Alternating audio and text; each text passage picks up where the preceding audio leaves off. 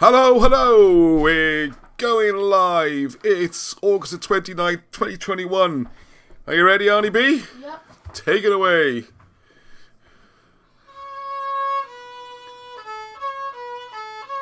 Oh, camera's not lined up. Hang on, sorry folks. Yay, you can just about see Arnie, I think. There you go. I was going to sing this, but I decided not to in the end. Yeah, sorry about the slow mode thing. Yeah, they've changed the YouTube settings. I'll get rid of it either tonight or next time. What it means is you can only comment once per minute. Like, it's to stop spamming and things like that, okay? So you can comment and have to wait a minute. Anyway, who was first on tonight? Oh, Elliot Flynn. Evening, Elliot. Evening, Thicky Stingers. Every week I wonder I'm getting that right. Mr. President.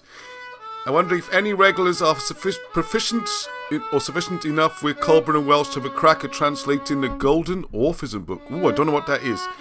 Please post more details. Proficient, yeah, no worries. Hello, Zoe Spencer. I wonder if the secret tree is in the place I think it is. Ah, yes, the secret tree. Where do you think it is? Hello, Graham King. Right, how do I get rid of this slow mode, I wonder? I don't know how to get rid of it. I'm really sorry. If someone can Google how to get rid of it, then wait a minute and post. You have to turn it off. Yeah, but from where? It said like chat settings, I think. Ah, hang on a second. I might be able to, so I can I get rid of it? Oh no, there's loads of people trying to chat. Oh, we'll have to live with it for a bit. We'll find out how to change it during the show. Sorry about that. Let's have a look. Is there any way to get rid of slow mode? Let's look at stream settings. I'll Google it for you in a minute. Thank you. See if you can find it, how to get rid of it. Right, you send a message once every minute anyway, so here we go.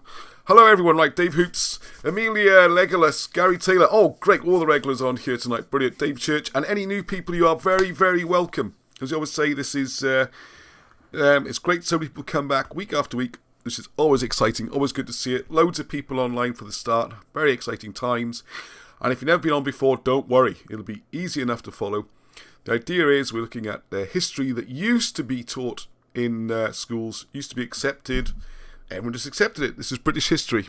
Shakespeare wrote about it in his plays, which I've got another one to mention here. It was all over. It's just, this is what we did. The British migrated, some from after Troy, some from the Middle East. And it was a whole different history to the one which has been presented. So what we're doing is going back to that old history, what the old history claimed, and then checking it. And like the old ancient British records and Welsh records, when you go and actually visit the sites and check these things out, they check out. It seems remarkably accurate. I wish I could get rid of this slow mode now. Mr. President, said to be the world's oldest book. It's made of gold and has a Etruscan script. Okay. I'm a slow reader, so if you'll read slowly, I'll read slowly. Ah, very good, very good. Northwith, evening all, Ivian. Right, hi from Lurkistan. Was that Turkestan or Lurkistan? Hello, Paul Greystone. Found in Bulgaria. Right, thank you. How do I, I'm going to have one go at changing the settings on this. I'm not sure if I can. No. Ah, blasted. I won't do that again. Then we'll see how it works anyway. Right, hello all. Right, now I noticed the last couple of shows have drifted on quite long. Almost up to 2 hours. Hour and a half, hour and 3/4. So I've been away, so I'm well rested. Thank you to Graham and Tara for hosting me. Had a wonderful time up in Nottingham. And I also, we had 4 days holiday. It was lovely. Really good. Weather could have been better, but it didn't stop us. Lots of activities, outdoor stuff, camping, all that kind of thing. It's your birthday today. Well, happy birthday, Ivan. Penblwydd hapus I chi. 64. I get to sing that Beatles song now. When I'm 64. And we'll still... Right, anyway, we'll get into that now. Right, we're in Bulgaria. Right, okay, I'll let the chat carry on there. And what was I going to do? Yes, so, yeah, and one of the places as well, some of my childhood was spent in Derbyshire. And I did take a photograph to share. I'll load it up next week. My old village, Morton, which I'd forgotten, is actually the dead centre of England. Not the dead centre, but the exact centre they claim. There's an oak tree. There's a famous oak tree. And, hang on a second. I wonder if it's actually going to be on Google or something. And I'll just show you my picture next week, alright? Oh, lots of birthdays coming up, yeah. And it's my birthday in 2 days as well. So there you go. We're all having birthdays. So, Rhythmistic, my birthday tomorrow, 73. Wow, congratulations. I will be 36, of course. Because if anyone doesn't know, I am 36 every September the 31st. My second 18th birthday. And then every March the 1st, I am born again and renew to becoming 35. So I'm 35, will be 36 on September the 1st in 2 days. And then March the 1st, I'll be 35 again. That's the easy way to do it, right? Okay, right, I'm going to dive straight in because we've got loads of questions, loads of things to cover. Unfortunately, all the boys have disappeared. They're supposed to be setting this up, and I think they've got some online event with some friends, which is all well and good, except it means when I'm doing the presentation, I can't see any comments, and I really want to see the comments, so what am I going to do? They have deserted me. So I can see what people are saying, or just go on blind. Alright, I'm going to have to go on blind, I think. Otherwise, I'm just going to be sitting here for a long, long time. But I do need to know if you can see what you're supposed to be seeing. That's the only problem. Okay, alright. Oh, please, because I'm going to need someone to come and do this. Andy and the boys will be watching, hopefully. I need someone to come along and just to confirm I am on screen and things like that, because there's supposed to be questions and answers tonight. I'm encouraging more questions. That's one of the reasons I thought I'd try the slow mode, to see if we can get more people chance to ask questions and discuss possibilities. Thank you, Arnie. So you brought a piece of apple pie this week. There we go. No, it's got nothing on. Okay, yeah. Do you want to just, Arnie B, can you, oh, there it is. Excellent. It's alright. There we are. I've worked it all out myself. My goodness. I'm going to say, it's not a homemade apple pie, like the wonderful, right, I'm going to turn the volume off on there. Right, excellent. So I can now see a bit of lag, but hopefully I can see what's going on. And you are on the right one. Right, excellent. So there's me in the corner. There's Alan. I can see the comments. You're on top chat, by the way. I'm on top chat. What does that mean? You can only see some. Also, I think you should turn off slow mode. I don't know how to turn it off. I'll see if you're going to Google it, how to turn off the slow. I will do that. Okay. Right. Yeah, we don't get any spammers or anything anyway. We've got Arnie guarding the fort, so we should be alright. Okay, let's dive straight in, I think. Right, oh yeah, welcome, Cloister. We've done that for the history that sadly is no longer taught in schools. Right. Oh yeah, so, hello. Special hello to Dawn and Natalie. They are on the main entrance at Nottingham Castle, where we were a few days ago. And they were absolutely brilliant. Good fun, warm welcome. And calmed me right down, because I was a little bit frustrated with the castle experience, such as it is. One of the things I wanted to go there and show this week was how other places, particularly South Wales, lets itself down. Because if you go around Nottingham, everywhere you look, all over Nottingham, you're going to see the signs and adverts for the castle, and they've all got a picture of good old Robin Hood, right, with his bow on all of them. When you get to the castle, there's little sort of cardboard Robin Hood hats. If you didn't have such a big head as mine, you can put them on. And there's little toy bows and arrows you can buy in the shop. The whole thing is sold on the back of Robin Hood. And yet when you get there, for us, 2 adults and 3 children, cost £35. Now, the last time I went there was quite a while ago, but it was free. It was a proper castle. And you just wander up, have your sandwiches, eat in the grounds, that kind of thing. And so I was told in the shop, and I saw £35, and get this, okay, that does not include anything to do with Robin Hood. We saw nothing to do with Robin Hood or medieval battles in the castle. Nothing about that at all. Zero, zip. To see any of that, you had to go on what's called, what do they call it? I don't know, Robin Hood Adventure or Robin Hood something, which was what they call an add-on, which was £3.50 per adult, £2 per child, which my maths makes it another £13, the 5 of us. So cha-ching, we're up to £50 now for our visit. And the caves, which used to be one of the highlights for me, so I love going down to the caves and see all the secret parts down there. That's another, same again, £13. So the total tour would have been £63 to see something that used to be free. I mean, I don't know, for me it was quite eye-watering What's happened to you, Ron? It's not on proper screen. I don't know, I'm trying to figure out how to... Oh, anyway, so, yeah, just for a family with 3. And don't forget, it used to be free, okay? Now I'm just going to quickly zip over here. I'm going to have a bit of a moan, alright? Rip-off Britain, yes, thank you, Dave. Yeah, it was a rip-off, because it was free anyway, right? So I spoke, come on, get yourself online. Yeah, also go into, full screen. Thank you, hang on. Hang on a second. Alright, I see, it's on the same as the live stream screen. Alright, okay, so hang on a second, I'm just going to put Nottingham Castle in here, just going to show you something. Nottingham Castle. Come on. I had this page open earlier. Oh. Hey, what's going on here? YouTube help. I don't know what that means. Sorry for the delay. Nottingham Castle. Here we go. Castle of Curious There we are. Castle of Curious Rebels, okay? So buy your tickets, all that kind of stuff. 1,000 years of history and creativity. This is also, I'm there with 3 boys, right? We all see a castle. We've read the Robin Hood stories. We've been staying in Sherwood Forest. We're doing the whole thing, right? I'm trying to track down more behind who Robin Hood, well, what the story was based on.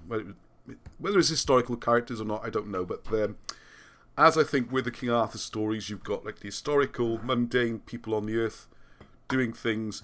You've also got stories that it's trying to convey, okay? So we're looking at all this. So I went to the shop and I said, man, it's an awful lot of money, you know? Oh yeah, the other thing was as well, Robin Hood was sold out and the caves are sold out. We didn't see anybody go in or out.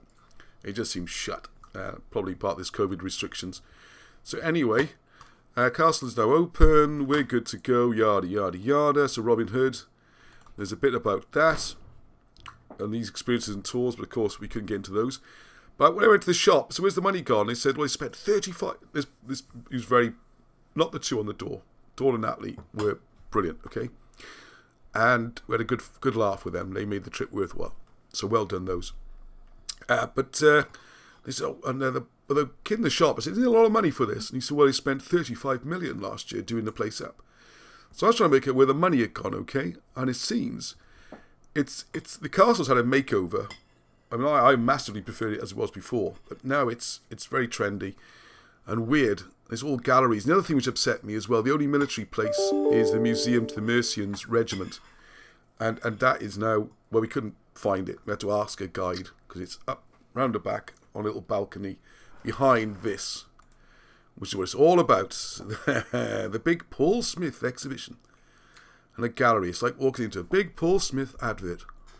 With incredible pieces of beautiful art, such as a desk lamp poised at a certain angle. Yes, a poised angle lamp was on exhibited. There was bottles. Was the idea of bottles you put the stripes on? There was a camera and the top was blue. Yeah, a camera with a blue top on it. So, yeah, there we go. So this is what it's all about. The Design Museum, which is basically an homage to Paul Smith. And what I can't understand is, for one, Paul Smith makes quite a lot of money. It's a commercial enterprise. Why didn't they pay for it? The only connection seems to be that his first shot was in Nottingham. And half the castle, well, it's not even a castle, but is it? Stately home. Is all this kind of stuff everywhere. So there we go. Anyway, sorry. I shouldn't really dwell on that. But we were gutted, man. And gutted to the tune of almost 50 quid as well. So that was disappointing, to say the least. There you go. We love the rest of our trip. It's fantastic. Okay. Oh, I just want to give a special mention to Eco Warriors of Bran, which is Richard Davis, one of our group. Bran being the brand of Cumbran in Cumbran. So what they do every week, they go out collecting rubbish and cleaning up ancient, well, not just historical places, just the area. They're really doing things. So go and have a look at them on Facebook. Let's read some of the one. Let's look. Cardiff Castle is free if you are local. Free entry if you're, yeah. You have to get yourself some evidence to show you live in Cardiff to go to Cardiff Castle. Because we're like just out. But luckily we have jobs to do just in. So even though we only live 7 miles away, we don't count for some reason. Alright, so people have got a lot of interest in this Orphism book, which I haven't heard of. Okay, right. Makeover means a translation, chance to hide history from Fakey Stingers. Yeah, so you're right, because the other thing that was just... like, it was weird, because, for example, Nottingham's got this amazing history of lace making and stockings and things like that. And there's a loom there and all this kind of thing. But there's nothing at all to show how these things were made, even though they've actually got original metal machines and stuff. It's all about the social struggle and rights and injustices and all that kind of thing. The whole thing was just a sort of social justice and none of the stuff we really wanted to see. Big disappointment. Yes. Can I change the slow mo settings? Can't change it during the broadcast. No, I said can I? Oh, go on then. You don't have to go on full screen view. All right, I'm just going to talk to you a second now. Hang on, let's get the next one up on the screen. We can see what it's about. Ah, right. It's going to be all about Julie in a second. Right, go on, Arnie. Go. Go. Right, I'll just excuse us a second. Guys, to get rid of the slow thing. Perhaps no one minds it, though. Yeah, that was it. Yeah, you got it. Well done. Oh, quick. All he said is you go on to... All right, let's not do it now. Let's do it. Not do it now. Chat module, click settings. Okay, don't mess with it now because it might go wrong. And the whole show will stop. I think it. Okay. My worried look. Okay, all right, we'll try it again. Don't worry. Thank you for trying on. No, we can't find the buttons. Right, okay. This group, we've seen, anyone who follows Facebook will know about Llewellyn Bren. Julian, his name is. Llewellyn Bren. He's in the St. Kenneth area and he's up there a lot doing loads of under the thumb. So, yeah, it's all over St. Kenneth, which, as you know from Wilson and Blackett's work, is absolutely key to the star maps. And this is the centre. This is where you can find the pole star, the triple star for pole star. And the idea is that the whole of South Wales, the mounds you see on the hills mark out the star map to match the zodiac signs. And there's a central place shown in the Mabinogi where the system is explained, and this is around St. Kenneth, whereby you can see the different stones and they all point towards the bigger map. So that's like your learning place. And he's been doing a lot of work there, and he set up his own group, which I put it's just like History Wales, one word, on Facebook. You'll find it, no problem. It's growing. They're doing some great stuff, and I got one to show immediately. And just have a look at this for a minute and see what you think of that. What we got?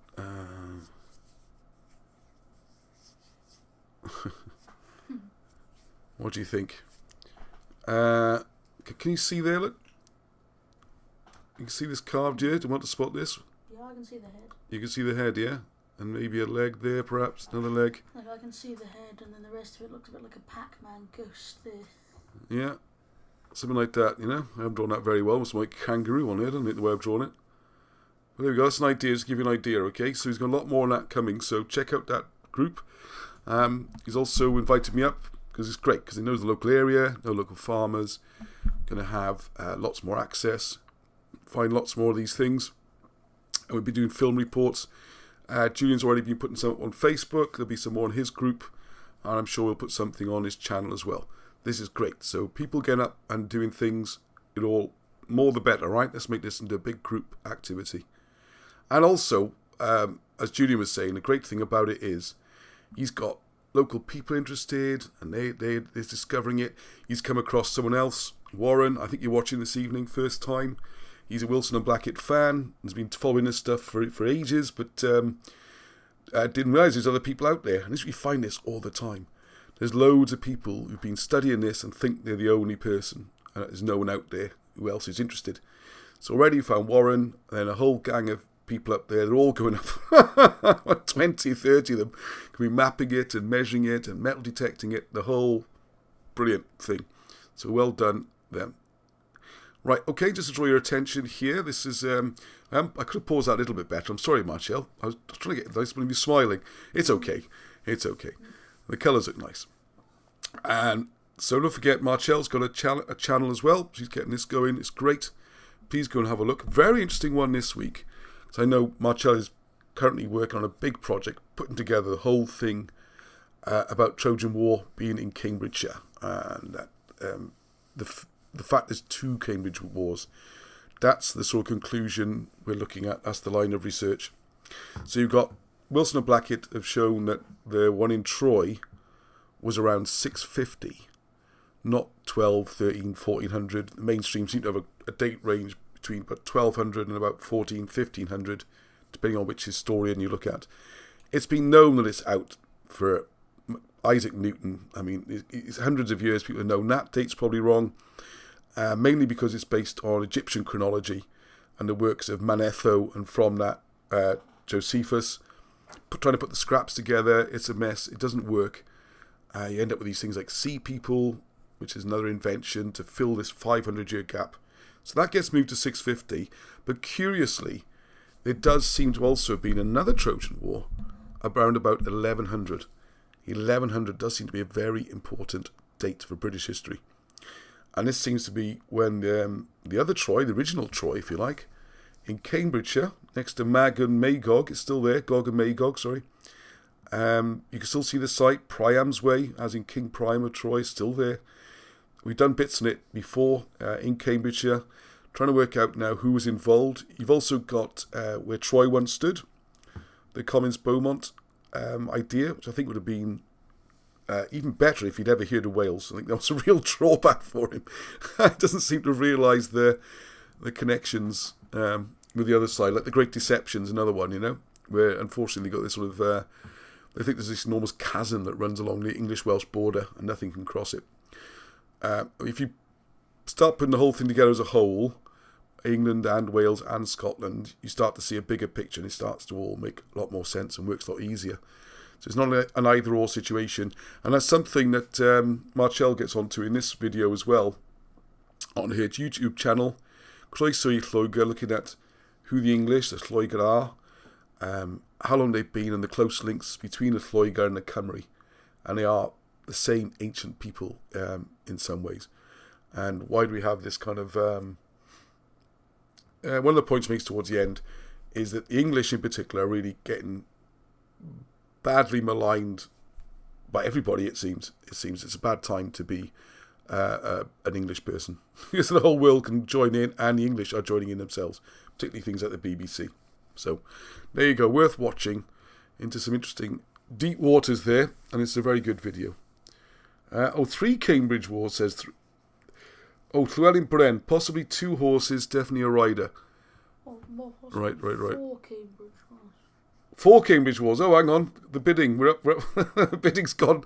I opened the bidding at 2 Trojan Wars. We're now at 3 Cambridge Wars. And now we're at 4 Cambridge Wars. I'll tell you what we're going to do. Do I hear 5? Yeah, do I hear 5 Cambridge Wars, anyone? Right, what I'm going to try, and maybe we'll do this next week. I think it'll have to be during the week, though, not to mess up the Sunday evening. It might work, but let's keep Sunday evenings as they are. And pick a day during the week, maybe Wednesday or Thursday. And what I'd like to do is get, try it, where we get people come online on Zoom, and we have like a Zoom conference, and people can chip in, and so I'll act as some sort of chair, I suppose. You can pick people to speak and that. I know I watched my children do it with their lessons when they were having to do school from home with the COVID thing, and it worked really well. It works really well. So I think we should give that a go, because especially with the slow chat on, quite frustrating. Yep, looks like a rider's scene. Guys, I'm not so good at spotting these things. I'm not great. It's one of my. I try and be more observant. And 2 horses. Is that a second horse there, perhaps? I can definitely see that horse. That looks very clear. That jumps out. Arnie and I are not the best at these. Some of you got very good logical brains, and like I'm good at bookwork. It's clear through the screen, but you can still see it. Oh yeah, you can see it on there. People can see 2, and I think there's like another one here. If you look on your screen. Another one? Yeah, look on your screen. There, look. See? Ooh. Little head going like that. The first reference to Troy was when it was being rebuilt. Isn't this like seeing pictures of flames in the clouds? Well, maybe. Could even be chariots. But this is the problem. When they get very old and corroded, it's hard to tell what's been engraved and what's there naturally. So it is a tricky business. Something I'm not particularly great at. Right, okay, correction from last week. I said the cartoons were by... Oh, is that big blue book that was here? No, I want the big brown one, sorry. That one, yes, please. They were by Gary Taylor, of course. My mind was going because Gary's the one who'd taken me camping. Who's and he's also Taylor. Cool. And he was great. Yeah, it's very cool, isn't it? So Matthew's done this one this week. Cool. It's actually Matthew Taylor, so thank you, Matthew, again. And he's done this one, and if you go on, I couldn't copy and paste it. Somehow on Facebook, and this is all 3D, and you can kind of angle around and stuff. So that's really cool. There's an advert for the Where Jesus is Buried book, and he also did these cartoons. So I'm not sure what to do with them, but they are fantastic. We could even do a cartoon book. I think that's what Matthew's working on. Ross put it on a filter. And I'll put what on a filter? Oh, I see, right, the picture. Okay, well, I'll share the picture. We'll have a look at Llewellyn Brenn's Facebook group. And I'm going to have a chat with Llewellyn, or perhaps I will go up. Yeah, I think it might, if you're referring to when I take a photograph, maybe with a filter. Horse with a person standing alongside it. Head, hang on a second, I have to go back. Horse with a person, is it the person standing there, perhaps? Oh yeah, person with an arm out, holding it. Right, okay, let's not get too much on that. Alright, and then another one, cartoon, which, I'm getting to a bit controversial area quickly now, because this is from the book Where Jesus is Buried. Now, you can see what happens there. The subterfuge demanded that Judas must appear as a traitor. The person chosen to act as the negotiator was Judas, one of the brothers of Jesus the Nazarene. Now, the proposal in the book Where Jesus is Buried is that there was not... a big part of the book is all about the events around the crucifixion. The politics, why the situation occurred, who pronounced the death, and most importantly, the negotiations that were going on behind the scenes, which Judas and Joseph of Arimathea seem to have been the main negotiators. Now, one of the ideas is that, and it's all in the New Testament, okay? Nearly all, is this idea that if you go to in the Garden of Gethsemane, when Jesus is being handed over and there's the Judas kiss and everything, a person is seen running through naked. Now, the proposal is, when you go back to an earlier part of the Bible, there's a story of the people being asked who do they want freed. Do they want Jesus freed, or do they want someone called Barabbas? Now, the curious thing about the name Barabbas is Bar is son of, and like App in Welsh or Mac in Scottish, and Abbas means the master. So the proposal is that Barabbas, the son of Jesus, had been captured. And a negotiation was done whereby if Jesus would hand himself in, then his son would be released in return, so his son could live on. And then a negotiation was done to create the idea of him being executed on the sort of condition he'd leave the country and escape afterwards. So that's kind of a lot of the background there, okay? So I know if, particularly for certain Christian people, have a lot of problem discussing these things. I'm a Christian, I don't have a problem with it. Finally get to the truth. What you're afraid of is what I always say. If it's right, it'll come out. If it's not right, it's best to know, isn't it? Alright, so there we go. Can you pass my glasses out the little pot under the curtain, please, Arnie? My other glasses of ice. I have a spare set. So what I've got here, hang on, go back to me a second. No, they're not good. I can't see through those. As cool as they look, I can't see anything through them. Right, okay, is something is rather controversial. I'll just drop this in as a surprise. Let's see if that goes up on screen so you can see there.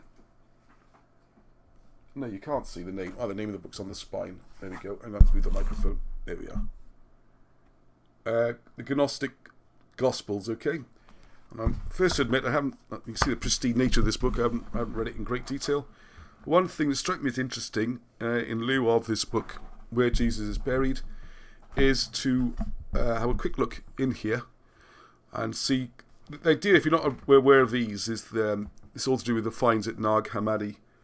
And I'm not an expert on this at all, okay? So I'm just giving a broad brush. Is that a lot of Gospels have found that didn't make it into the final version of the Bible. The books that appeared in the final version of the Bible, what's known as the sort of the canon, was done by negotiation and by vote. Now, I know there's people there say every word is the divine word of God and is blessed and can't be changed. Well, the problem with that argument is there are a lot of different versions of the Bible. I mean, even between Protestants and Catholics, you have, I think it's 12 books, it's either 8 or 12, of the Apocrypha, as they're called, which are books that appear in the Catholic Church, do not appear in the Protestant Church.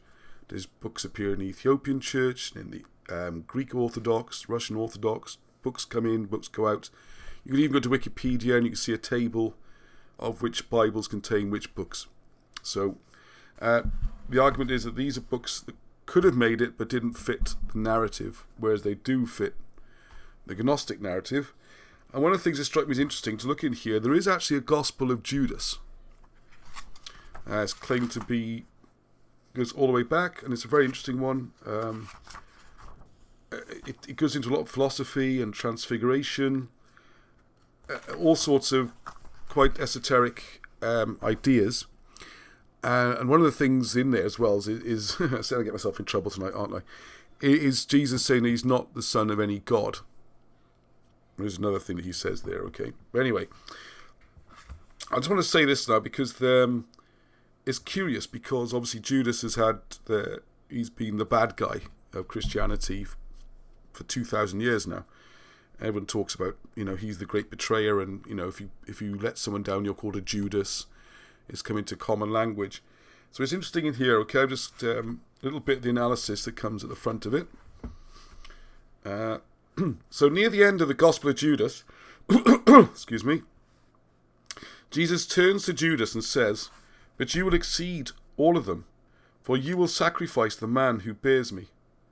Here Jesus is indicating that Judas will do exactly what Jesus wishes him to do.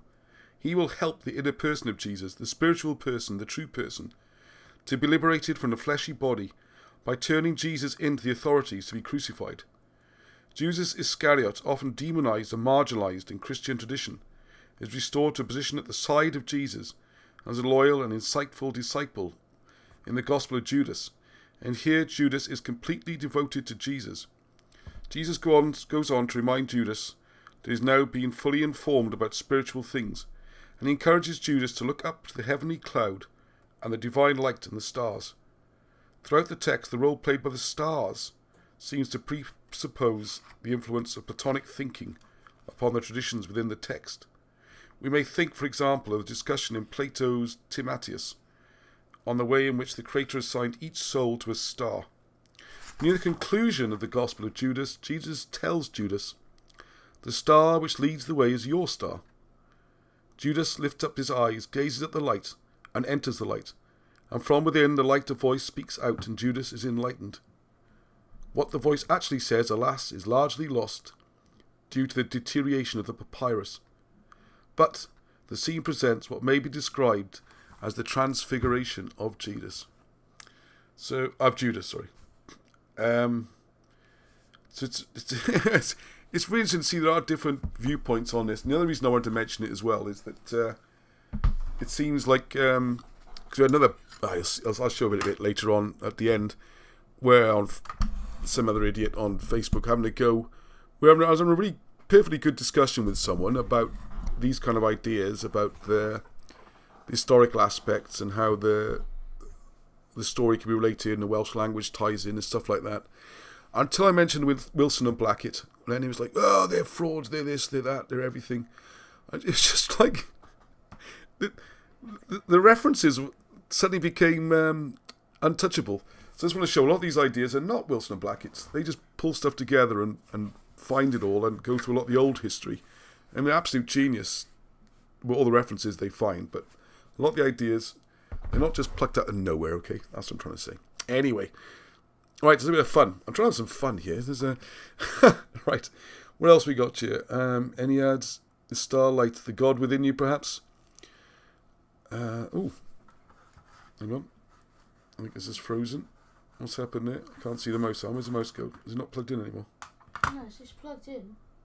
Oh, doesn't seem to want to work. Oh, it was. Right, James the Just, half-brother of Jeshua's leader at Council of Jerusalem. Yes, there's another good point there. Thank you very much, James. James Stephen Emery is the... Exactly that. James the Just is the one who takes over. And Paul is not part of the next group of disciples. He's not accepted into the thing.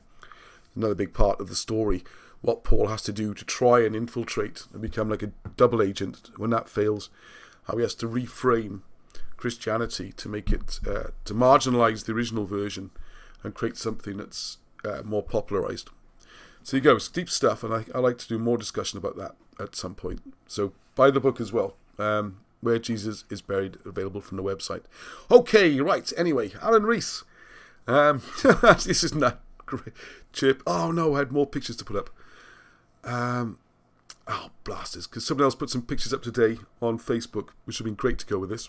Anyway, we got one more to show next week. So here we have Alan Rees. I don't know if this is Alan or friend of Alan. It's 1983, which I didn't even work out. It was almost 40 years ago, which is rather terrifying. And that's the church at St. Peter's. And if you're new to all this is the one that Wilson and Blackett actually bought, because it was considered nothing. Church of England getting rid of it, useless pile of stones up on a pointless hill in the middle of nowhere, until Wilson Blackett said, hang on a second, to realise this, after they bought it, produced all the documentation to show this was a crucial part of Welsh history. Up there on, Money the Gare, you've got the Caer Caradoc next to it, you've got the grave mounds of the ancient Welsh kings. This is where the peace treaties were signed. The whole hill is an ancient fortress. Very, very important place. And this would have been the church, after doing archaeology there, goes all the way back to the 1st century. Obviously not this building. This is remains of something Norman, probably. But there's about 7 levels of burnt out and destroyed layers before you get back to 1st century, or what appears to be 1st century by the archaeology. And it could be one of the first Christian sites in the world. And it seems to be the place where the burial service of King Arthur and other British kings was held. So what he showed there is 1983 compared to 2001. And what I've done there, I've got a picture from Tim looking at 2021 as well. So just do a comparison on the right there, which is quite sad in a way. Look, if you look on the right, the difference between the 2 shots. Yeah, thank you, Alan, for that interesting comparison. And then the 2021 on the left. And I did have another picture from someone on the group there, showing how it's even more deteriorated the last 20 years. Because in fairness, the difference between the 1983 picture and the 2001 on the right-hand side, as you can see, they're not massive difference in some ways. I mean, I can still see the stone sticking out above his head there. Seems to be here, perhaps. Yeah. This corner seems to have fallen away and disappeared a bit. Oh yeah, those two don't look too different. It's not too bad, but when you get to 2021, it's just getting destroyed. The last 20 years or so. I do have another picture to put up. Oh yeah, there's another one from current. I got another one of Tim's photographs. Tim Lewis, thank you, Tim. Lovely views, fantastic spot. If you haven't been up there, you really should. Especially as the place seems to be crumbling, disagreeing. It's like melting, disappearing before our eyes, as Alan said when I showed him the last lot of pictures. So now one of the things I was thinking of doing was, if anyone knows anything about it, please send me an email or put something in the comments there, is to put one of those motion activated cameras with a web link, so that we could all watch it. We could all have a camera on it to see if someone's up to something. Because the farmer was taking the stones. Also, a fence was put around it to protect it, and someone took the fence down. I mean, this is active destruction here. This isn't just the elements. Obviously, the cows wandered through. They rub against the walls. They caused damage. There was a row of trees, if you look on the old maps, and that would have acted as a windbreak. And they've been taken down. It really is a disgrace, an absolute disgrace. And I thought one of those cameras, the web link, and we can have a permanent page. I don't know, it's a relaxing site, or something like that. And you can have them solar powered. And I know. Anyway, I'm open to ideas like that. Okay, so I really thinking really does frustrate me. Well, what have we got here? Zoe, the Jesus and disciples represent the sun, the 12 signs of the zodiac. In some ways, they could well do, yes. Again, I think it's normally where it could be a historical character and an allegorical character story related to the stars. And we have a book coming out on that. Jesus Osiris, when I get a chance to do it. Anyway, slightly different place now. There's another, this is from North Wales. It's a Gog mound. if you haven't been there, just chance for the end of the summer, go to Dinas Emrys. And if you know the name, you're not sure, because there's a clue in the bottom right-hand corner. You can see the red dragon and the white dragon. And the old story was, this is where Vatican, who in this event is trying to fight against the Saxons, where you'll find in the Welsh events of the story, a bit different to the ones they show here, where he was actually usurping the British throne. He was fighting against the Welsh kings or the British kings. And he's the one who brought in the first Saxons and stuff, because he wanted allies to fight against the legitimate rulers of the country. Anyway, either way, Vortigern's a heck of a character and well worth a study. So every time they tried to build the castle, it would fall back down again.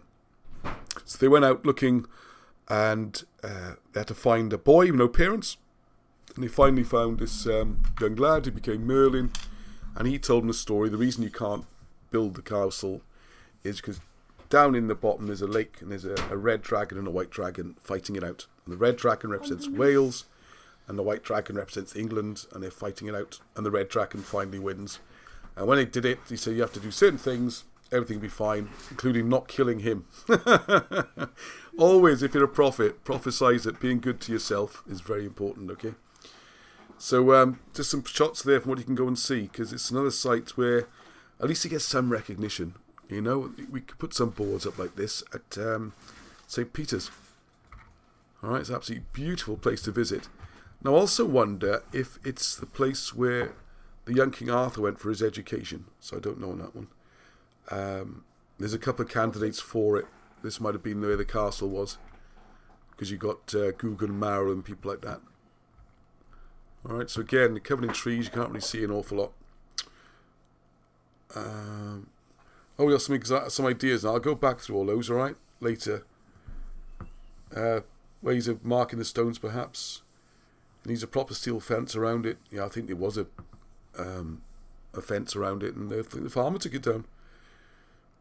Right, who owns the land? Right, the land the church is on is owned by Wilson and Blackett. They own the land immediately. It's the borders.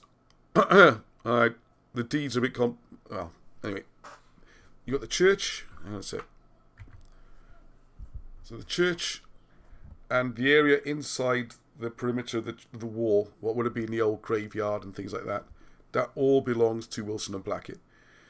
So what you have here, you can imagine the church here, you've got the gardens around it, and there is an access from the gate that leads onto the bridleway. So access is there, and then it's private land, which they did put a fence all the way around it, but the fence got taken down. And the problem is it's up on a hill.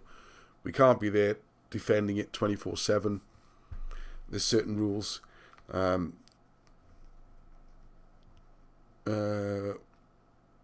least get well, cameras are needed. Sighting the cameras is a tricky one. This I know it sounds, how mad is the rules on this? One of the things you have to get around, okay, because it's now a listed building. No one had any interest, wanted to knock it down. It's now scheduled, listed, and there are even rules about using the walls to put a camera on them. So people going up there vandalising, destroying the site, and yet it can be against the rules to try and do something about it. Yeah, go figure, eh? Will's gone mad. Right, okay, so there's the last shot, Dinas Emrys. And yeah, I'm not sure if that doesn't look like Richard to me. So I think it might be an Ap Richard, I think. There's an Ap Richard there, son of Richard. Look at that, though, isn't it? Absolutely glorious scenery. So that's one for my list and a place I'd like to know more about it. Looks like some place out of Lord of the Rings. It does, isn't it? It's awesome, isn't it? Absolutely beautiful. So there you go, there's the story. So if I say that, let's get towards the end. The red dragon, eventually victorious in his symbolic defeat of the Saxons by the Welsh, is commemorated on the Welsh flag to this day. Vortigern named the castle that he finally built after the boy who had advised him. He was called Merlin Emrys, but today we know him as Merlin, the great and wise advisor of King Arthur. Well, there's a lot of stories mixed up there, I would suggest. They mixed in 2 or 3. But there you go, gives you an idea. Very cool bench. And there's Gwen. And Mrs. Richard there. So there you go. A little bit of nice Welsh sunshine as well. Lucky them, and countryside. Talking about holidays and that, I'm going to be doing a thing on Nottingham very soon. I've got a bit of video to show you today as well. Right. Oh, right. So Richard asked a question. I put a thing up on Facebook saying any questions for the show. If you have any questions or topics for next week's show, please let me know a couple of days in advance. Send an email or put on a Facebook group or message me or something.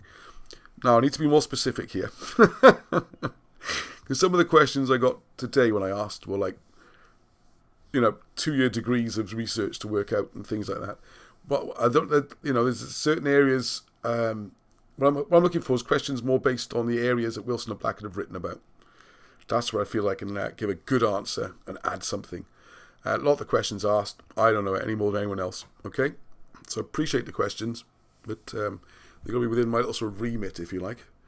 Right, so, or you can ask for my view on something, or something about me, of course. Right, anyway. So here's a question which I'm going to throw it out there if anyone knows, please. Possibly from the Cambridge area, because it's available in Cambridge University, apparently. The papers are called, and this sounds very intellectual, isn't it? A Consular Chronology of Dark Age Britain by Paul Carlson Johnston, published in 1962. Looking in particular for papers on Riothemus. This is a huge piece of the jigsaw relating to Ellen and Magnus Maximus. Mascoledig, as we call him in Wales. Although Richard's more Welsh than I am. He's a Welsh speaker anyway. Not more Welsh, but a Welsh speaker. Right, so I'll look at that. Has anyone got any, if anyone knows, that would be great. People still want the prosecution, so there's a slight lag on there. Sorry, the messages are behind.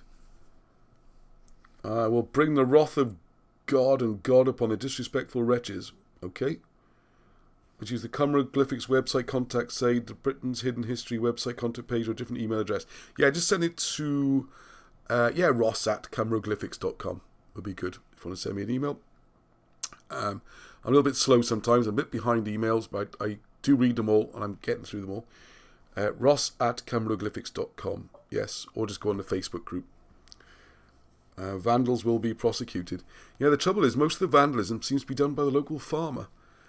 There's a fine tradition of repurposing stones from ancient churches and things, sadly.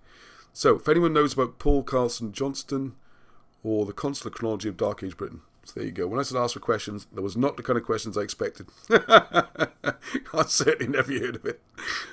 All right. Hey, here we go. Right, so we're going to have a little break now. Well, I'm going to have a little break. And we're going to listen to the great man himself talking, which is... now, I couldn't load it up within the presentation, so bear with me a second. I've got it queued up.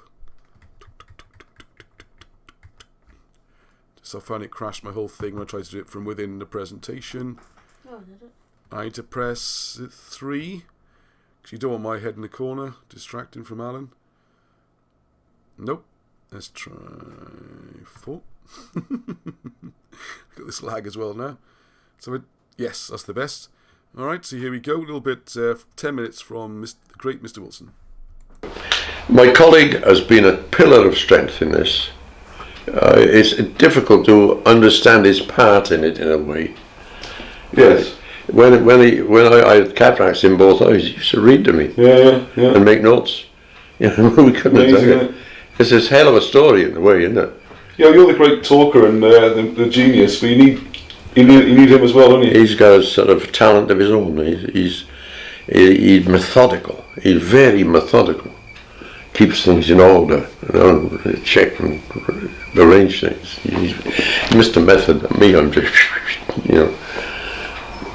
But we work together all right. We get on all right, We discuss everything, and he asks the right questions, Well, Yes. Yeah. He's got good instincts as well, hasn't he? He's got good instincts. I've never regretted meeting him and working with him. Well, it's amazing how you've worked together all these years. Yeah. Well, we got used to each other, didn't we? Yeah. We got used. We lived together.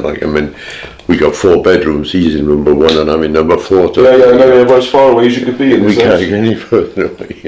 But it's this element of privacy that enables us to live together.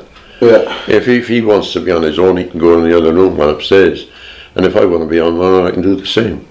Yes. And his office in there, So we're not on top of each other. No, you're good flatmates. Only in a big house, which helps. Well, we never thought we'd still be here. We thought we'd make a fortune, or good money, and we'd be off to. Where do you want to go, Alan? We can arrange it. Not now. You've got a lovely big place here. I know. Well, I came up here because it's his hometown, but it's also my grandfather's home. Yeah, that's an amazing coincidence, isn't it? Yeah. My grandfather came from Cargo Fleet, which is just outside. Okay. Right, Cargo Fleet. Okay. It's just, it's up here anyway. You know. So I had sort of an affinity with it in a way. And I always remember during the war, a soldier knocked the door. And he was from the family up here, and he'd been sent to South Wales, and he'd asked around and found out where we were. In those days, everybody knew everybody. There was no motor cars. No, if a car came down the street, people went up to have a look. Yeah. Well, what's going on? The undertaker, our doctor, and people knew everybody. You knew everybody in streets around. You knew everybody. So he just came to Cardiff and asked around, did he? Aye. Oh, Lucky Wilson. No. He's working on the sun. That's right. It was some fine. So any pub, someone would know. Let's try the pubs, yeah. Well, now you walk in a pub and say, excuse me, I wonder if you can help me. I'm looking for a friend, relative, something, so. Hey, anybody knows? I think he lives in, I heard it myself when I was a kid in pubs. Fantastic. And you could find your way around. And life is so much different when it revolved around people instead of computers. It was people, yeah, you said it. It revolved around people. Wonderful. But we gradually lost touch with the family up here then. Well, everyone loses touch with everyone. This is the problem. I was hoping to sort of somehow make contact with some of them. They'd be descendants now, like Mike. But I never got around to it, So I'm surprised they never look you up. I mean, you're a pretty famous author and all that. They don't probably realise. They can't do, can they? Yeah. I'm a famous author. I didn't know that. Yeah. Well, fairly well known. No, I think Yeah. In our world, you're very famous anyway. Well, we could have done so much more. I wish I'd met you 10 years ago, Alan. We'd have selling millions now. You have 30 books out. I'm not so sure, because when we started off, there was a grant. Everybody was in South Wales was grants. You get a grant. Give this and a grant. Oh, it's flashing, isn't it? Oh, that's about. Grants for this and grants for that, Everything was grants. And Okay. the result was that the grant farmers got in, and they'd be led by the universities. So Professor this and Doctor that in the university were always pushing everybody else aside. And the idiots handing out the grants were very impressed by universities, you see. So for ordinary folk to get any grant book on it was very hard, unless you knew the right people in the party. Yeah. And that's how we did it. And I said to my colleague, we're doing this, and he wanted to do it, and he said, we'll publish it. We'll the spirit. And don't laugh, but we had a tattoo studio.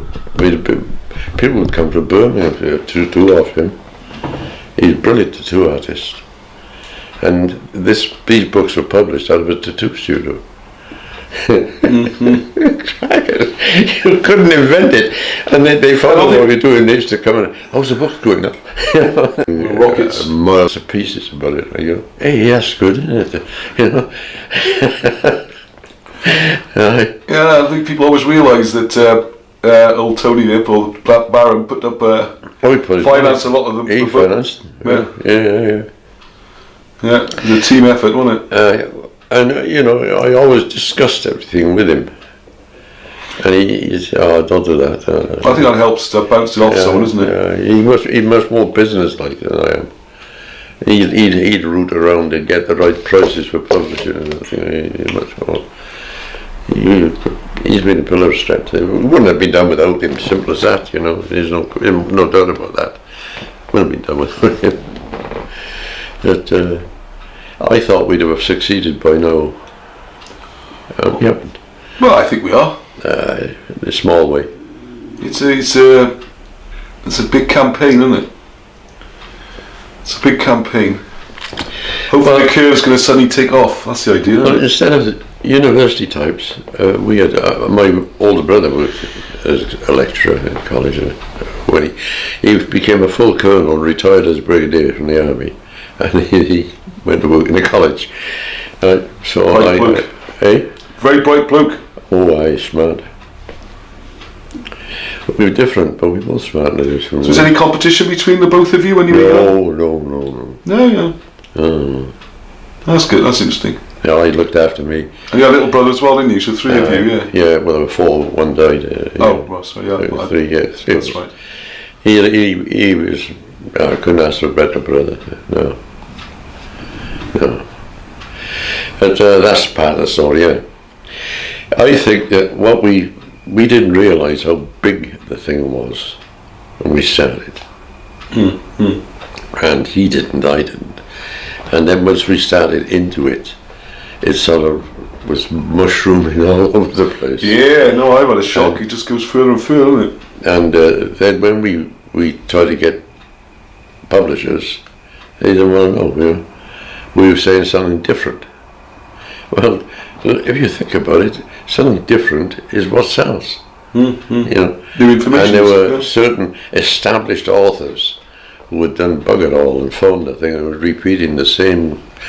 I forget the one guy's name. He wrote about 30 books, and he says the same thing in each one, and it was rubbish, Just keep knocking them out. Yeah, and people buy his book because he's the author on Arthur, I forget their bloody names, though. Well, not worth remembering, perhaps. Jeffrey Ash's one. Right, idiot. And but they went out of their way to attack us. Well, of course, you're making him like an idiot, weren't you? Yeah. And so they approached people on the radio, the TV and press and... Asking what they think? Aye. No, telling them what rubbish we were. I see, right. Aye, there was quite a campaign. There were half a dozen of them running around like lunatics. And the university didn't like it because their lectures were... Their lecturing programs were all over the place. Double rethink, that'd be the last thing they want to do, isn't it? You couldn't very well say to the students, look, everything I told you last year is utter rubbish. We're going to have to start again. And so the universities didn't like us at all.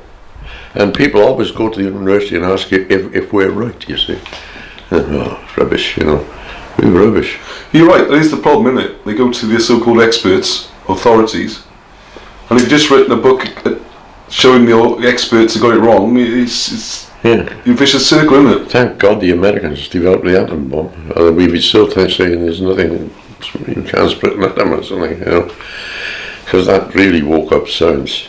The war really exploded science into what it is today. And nobody's going to say that it's all done anymore. Yeah, computers and stuff as well, isn't it? They like in colleges to say it's all been done. There's nothing else to do. So I'm the sort of fount of the knowledge, is what they really say.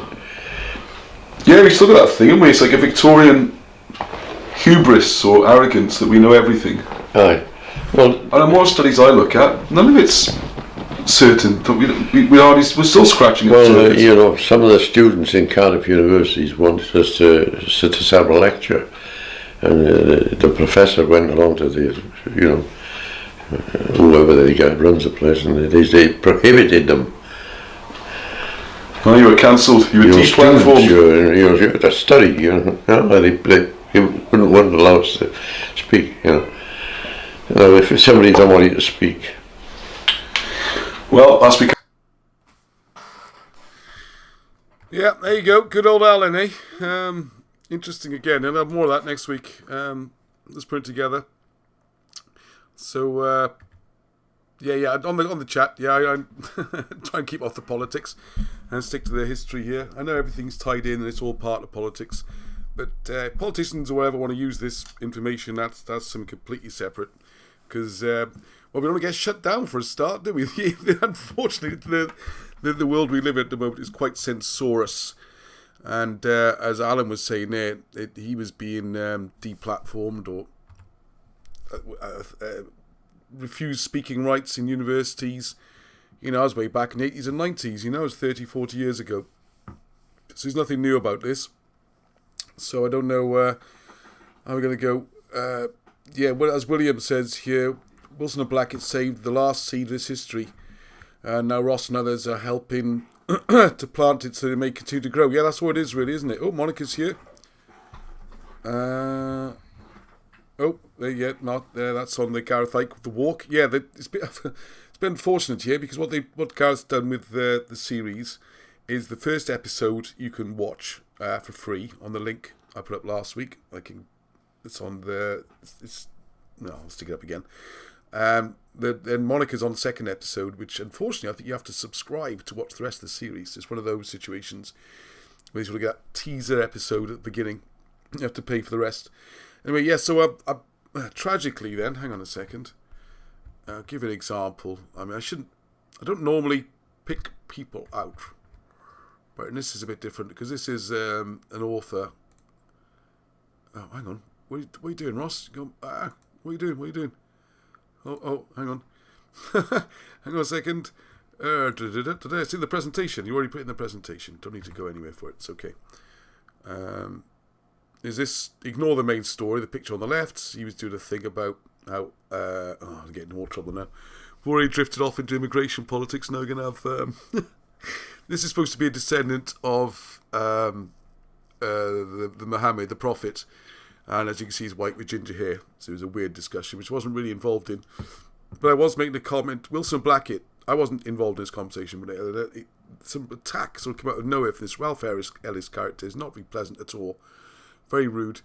And he just did a personal attack on them, calling them frauds and fakers and all this. And I was like, whoa. What are you on about now? You know, and he said, that's Silver Cross. I'm like, well, first of all, it's not silver.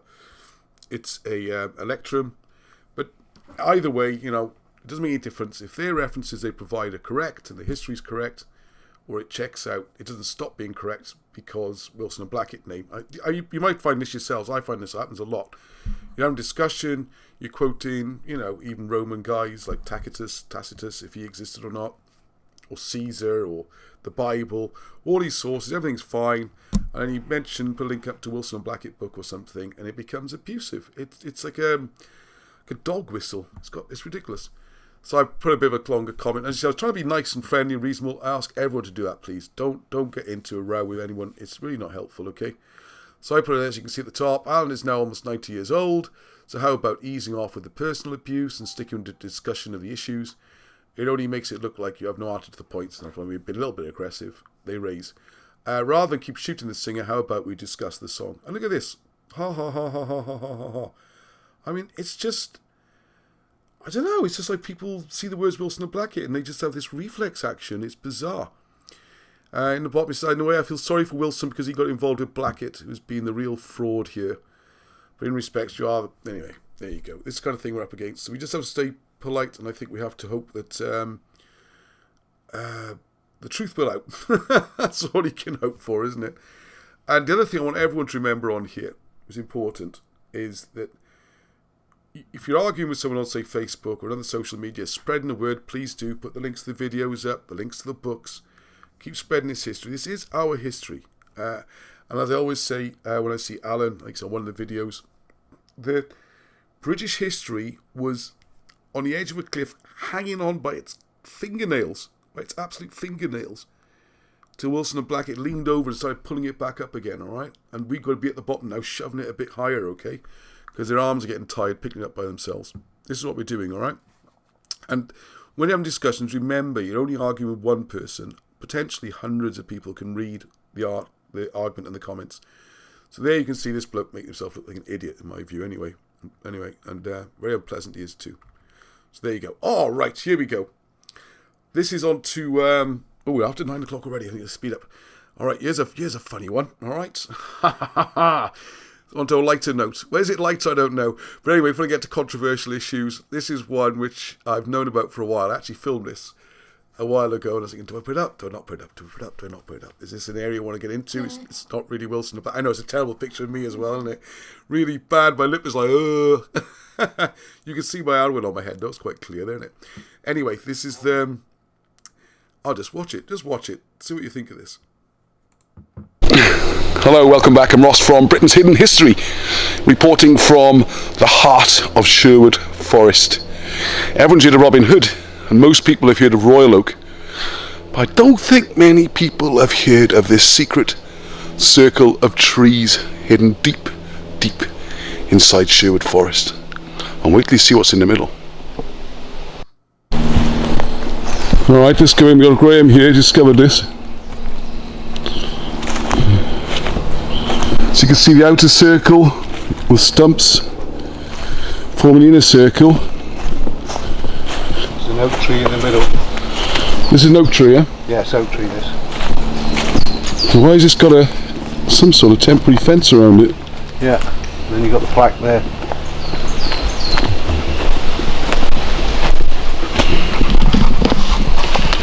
Here we go. How weird is that? Pierpoint Estate. This oak tree was planted by HRH, Prince Charlie of Wales, President of the Royal Forestry Society, to mark the visit of the Society, 16th of May 1984, 16584, for those interested in that kind of thing.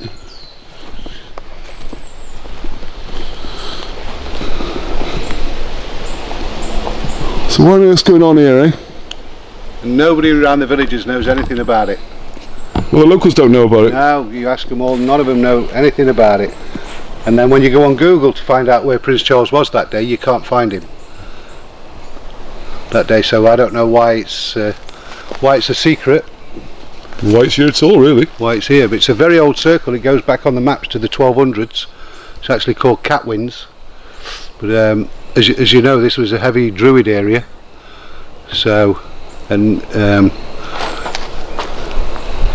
lot of history in here, with it being Thoresby Estate, Clumber Park, Robin Hood country. But unusually as well, around the outer trees, I don't know if we can see. Well, this is some of it. This is all around the outer trees, and it's burnt rock that you can see. Oh wow, it's quite heavy. Yeah, that's all burnt It almost rock. feels metallic, actually. Yeah, Are you sure that's not metal? I don't know. Should have brought my metal detector. But around these outside trees, this is what's around them all this burnt rock. So We've all got those. yeah, all around the outside.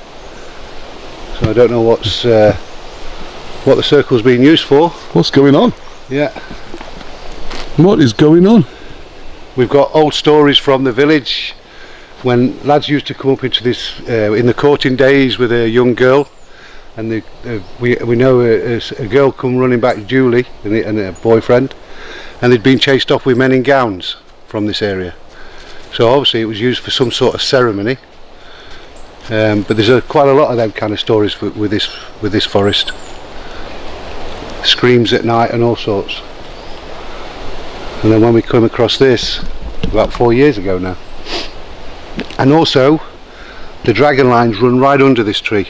I've got the dowsing rods in the bag. I'll show you, and they run straight this way, straight through it, and the dragon lines go on then to Chatsworth.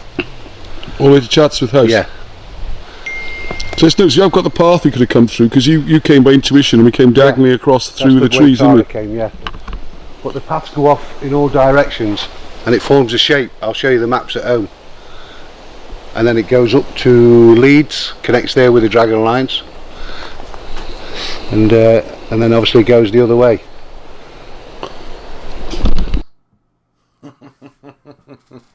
How about that one, eh? I've filmed the whole area, and I'll try get. I'll prioritise it. I'll try and get up the next couple of days, where I show how the circle, where the trees are, where the old circle was. Also, Google Earth, so you can see the star it forms and all sorts of weird things. I mean, that's proper weird. I've always tried to avoid stuff like this, but just felt I couldn't. So that's Graham there. Thank you, Graham, for introducing me to that one. So Amelia said, yeah, that the Charlie's tree looked a bit dead, didn't it? The one in the middle. I have to say, hang on a second. It does look a bit dead, doesn't it? Which is curious as well. I'm not sure how much light it would get if it was planted in the middle of established trees. There we are. Yeah, not very healthy, does it? And that burnt stuff, Graham did give me a lump of it, which I meant to bring back, and I think I left it. It's quite annoying. Left it. I don't know, it might be in our boot, but I think I left it.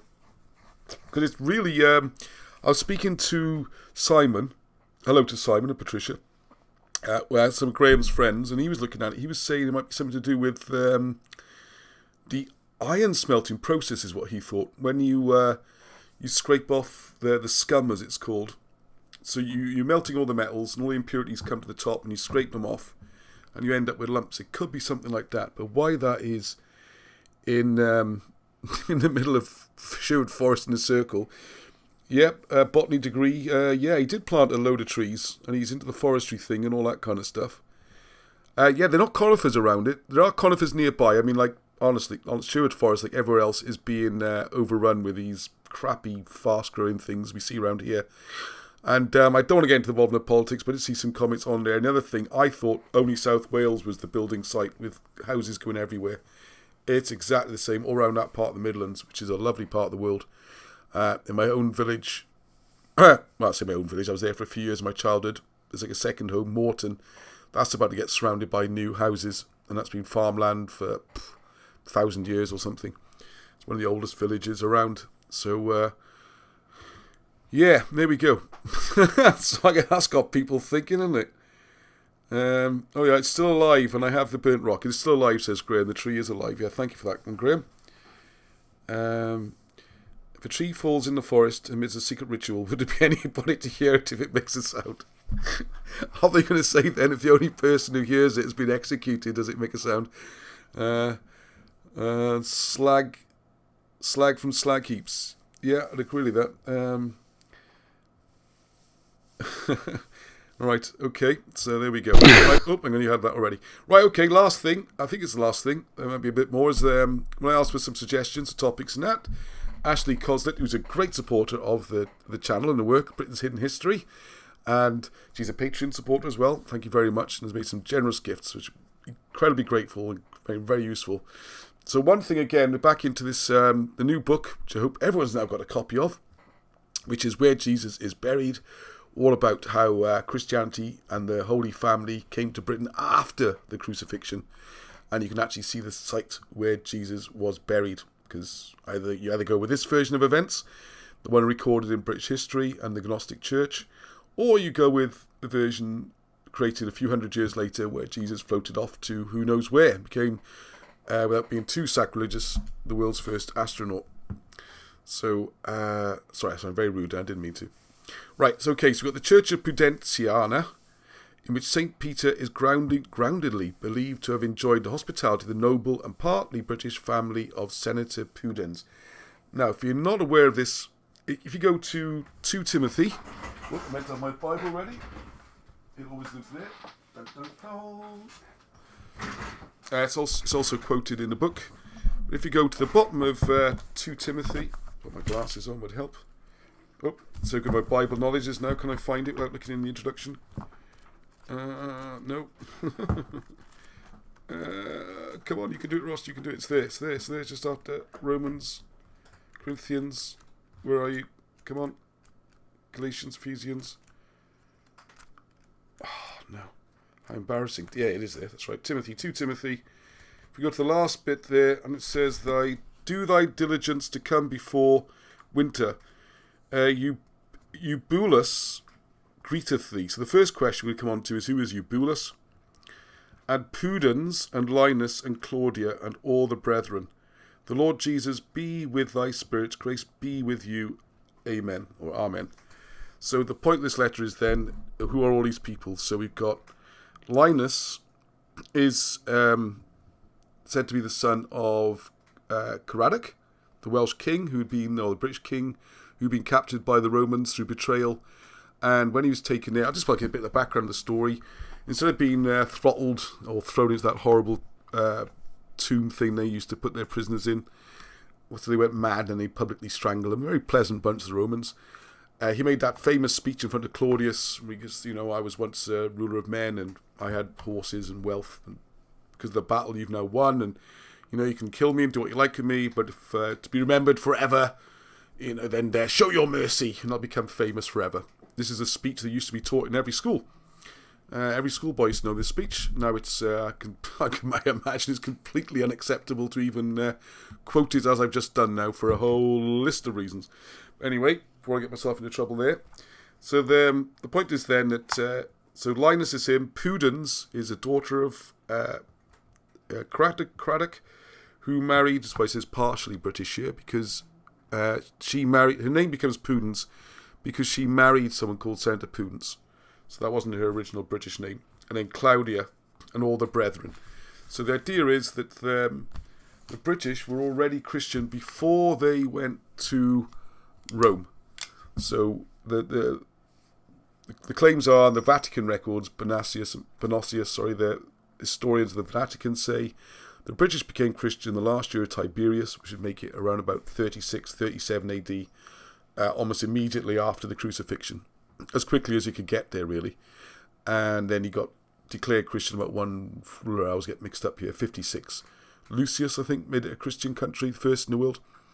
Anyway, the point was, when he got captured, he went to Rome, and then they bumped into Paul. For some reason, Kay says, the letters to Timothy are among the letters of Paul now discredited by Christian scholars. Yeah, I wouldn't be surprised. It's funny how that happens, isn't it? Anything that ties in with British history becomes part of the myth category. It's like Roman history amuses me.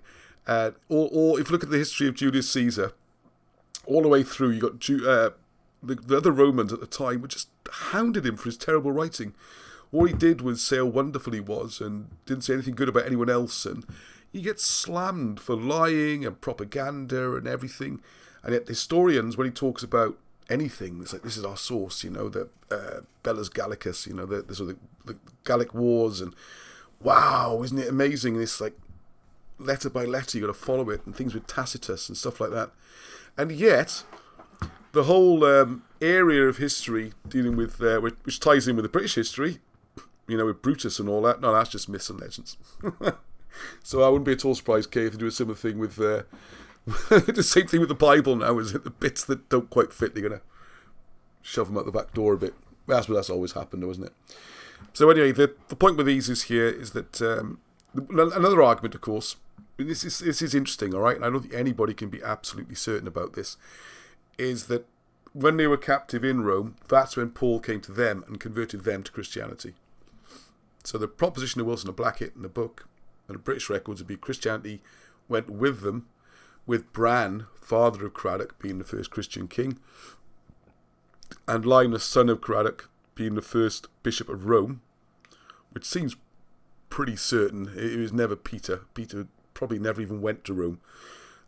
It's a completely ridiculous story, which you can find out all about in the book, about how Peter became the first bishop of Rome. Is just bizarre. There's nothing to prop that up at all. So Ashley's got that Peter was believed to have enjoyed hospitality. I think that was Paul.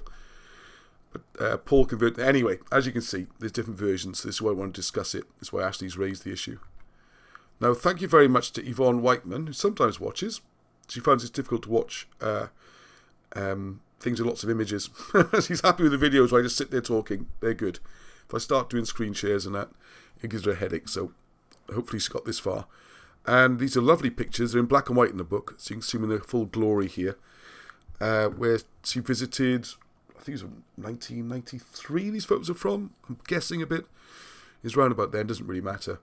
Where you can see that the original Christian site has been built on over the years, because of course that would be 2,000 years old, and it's become Basilica Pudentiana. And what you can do is go in though and see the early Christian sites. So the Roman Church and the Roman, even the tourist books and everything, recognise this as a very early Christian site. The difference is, and if you look on Wikipedia or something, they say it was probably built 2nd century or 1st century even, or a bit later. They kind of vague over those details. You've got to be careful if they make it too early, you see. It starts to become British, and you can't have that. So you got to kind of, you can read the Wikipedia entries, and they're quite amusing, because on the one hand they're trying to bring, they want to make it a very early Christian site and not be Christian, and it's hard to do both. because they sort of contradict. And it's this wonderful photograph that Yvonne took that I absolutely love, which apparently there's a grill, which I think you can see at the top of the stairs there. Yeah. You can't go into the earliest part, but you can look through, and Yvonne took this wonderful photograph. So you can actually see there that there's some old pots and stuff from the first level. And there's something else I watched this week, an article that came up, was there's a McDonald's built in Rome over a historic Roman road, over a historic Roman site. And what they did there, an enormous expense, which McDonald's picked up the bill in fairness, and I think would make it a wonderful business decision, both for PR and because I actually want to go to that McDonald's. That's how good the job they've done. Because what they've done, they made a perspex, they raised up on stilts over the archaeological area, put a perspex floor, and the restaurant you can look down to see the perfectly preserved ancient road, which I think is a really cool idea. And I'd like to see more being done like that with our ancient sites, because there's more chance of it surviving if it's just left there and you can see it. Just thought I'd throw that in. Okay. So, like, bear with me now a second. I know it's getting late on a Sunday evening, alright? But Ashley knows her stuff, okay? We're lucky in our group. We got a few people here. Ashley being one of them, Patricia and Marcel, who really know their ecclesiastical matters, proper formal church training and stuff like that, right? I am not. I don't claim to be an expert by any means. I just pick up what I can and I pass it on as expressing quite often other people's views rather than mine, right? Like, I want to make it clear, when I do Wilson and Blackett's work, whether I'm editing the books or I'm doing one of these programs, I have only one objective, and that is to express their views, opinions, and work as faithfully and accurately as I can. You know, if I want to express my views on something, I'll write a book with my name on the cover, okay? These are their books, and a lot of this stuff is their work and their findings. And I have to say, I find it very convincing. It's an easy job for me to do because most of it I agree with. But if you look at, say, Cymroglyphics, for example, yes, they've done an amazing, it should be world-famous breakthrough in how to read Egyptian hieroglyphs using Welsh. But I don't necessarily agree with them on all their little bits. And there's a few words I think I would look at differently to how they do and things like that. You know, it's not like a slavish cult. You can disagree. And it can be areas you think they've got wrong. You know, it's. But my job is to present their viewpoint when I'm talking about their work. Just to make that clear, okay? Okay, without me being some sort of... I'm not an expert in this stuff at all, okay? Right, so okay, so Ashley, so I think Iolo, the manuscripts of Iolo... Oh yeah, Iolo Morganwg. I hope that's what it means. So this is curious, you see, because in 154 they say baptism was first introduced into Britain. So does that mean Christianity or just baptism? Because that's right about the era when Britain became officially Christian.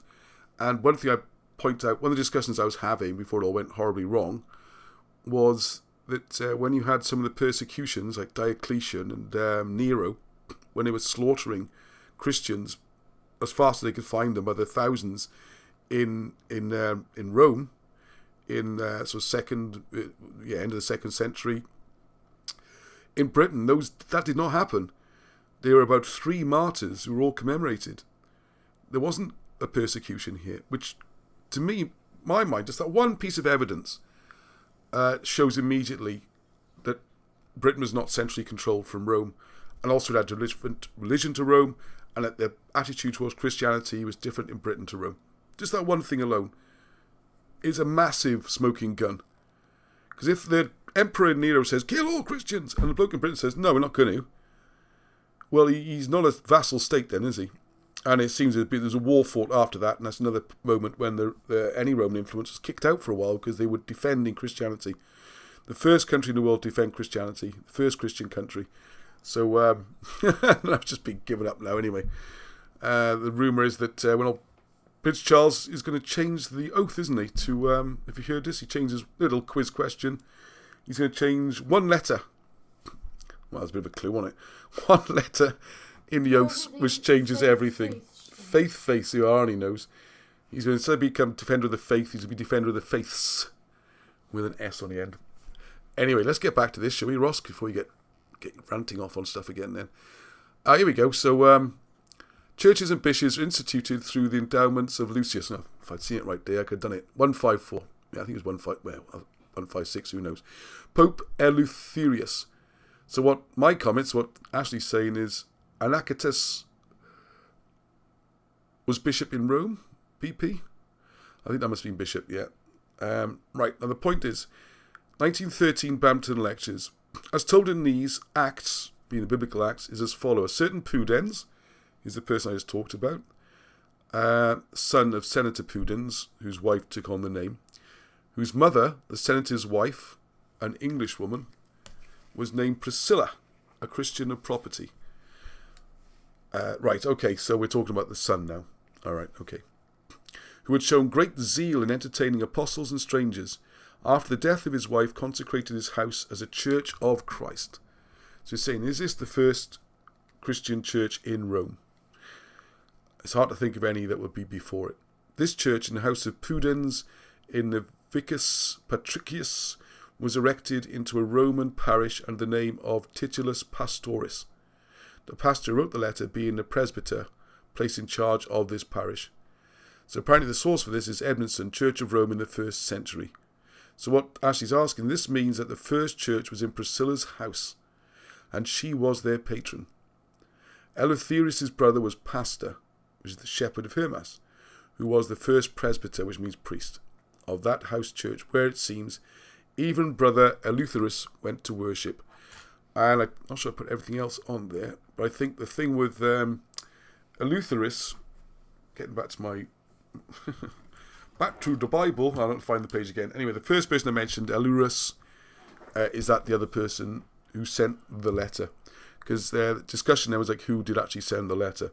Now I'm feeling a little bit over my depth, so what I'm going to do here. Right, so we got Gladys, Chris Wood says, was the eldest daughter of Caractacus, or Caradoc, I prefer.